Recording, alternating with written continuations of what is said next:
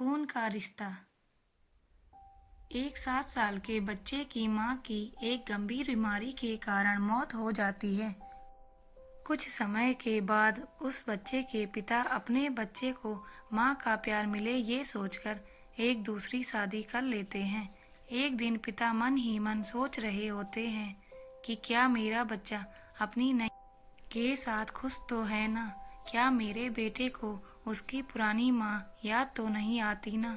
मेरे बच्चे को नई माँ और पुरानी माँ में क्या फर्क लगता होगा? वो अपने बच्चे को अपने पास बुलाते हैं। पिता अपने बेटे से पूछते हैं कि तुझे तेरी नई माँ और पुरानी माँ में क्या फर्क लगता है? बच्चा अपने पिता को बहुत धीमी आवाज में कहता है कि मेरी पुरानी माँ झूठी थी और ये नई माँ सच बोलती है। बच्चे का जवाब सुनकर उसके पिता हक्के बक्के रह गए। पिता ने बच्चे से पूछा कि जिस माँ ने तुझे जन्म दिया और पाल पोस कर के इतना बड़ा किया, वह माँ तुझे झूठी और ये कल की आई हुई औरत तुझे सच्ची कैसे लगती है? बच्चा बोला, मेरी पुरानी माँ मुझे हमेशा कहती थी कि तू अगर मस्ती करेगा तो मैं तुझे खाना नहीं दूंगी।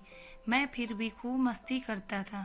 इसके बावजूद भी वो मुझे पूरे गांव से ढूंढकर लाती थी और मुझे अपने हाथों से खाना खिलाती थी। मेरी नई माँ भी यही कहती है कि अगर तू मस्ती करेगा तो मैं तुझे खाना नहीं दूंगी और आज मैं सच में पूरे दिन से भूखा हूँ। अपने छोटे से बच्चे की बात सुनकर पिता के आंख में आंसू आ गए।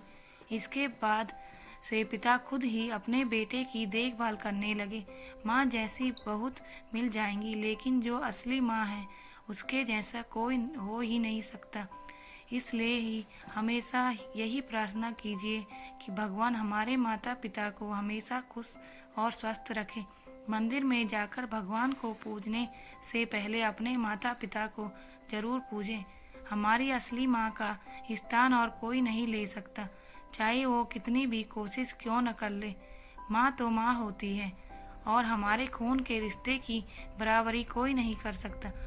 आपके क्या विचार हैं इसके बारे में मुझे कमेंट में ज़रूर बताना।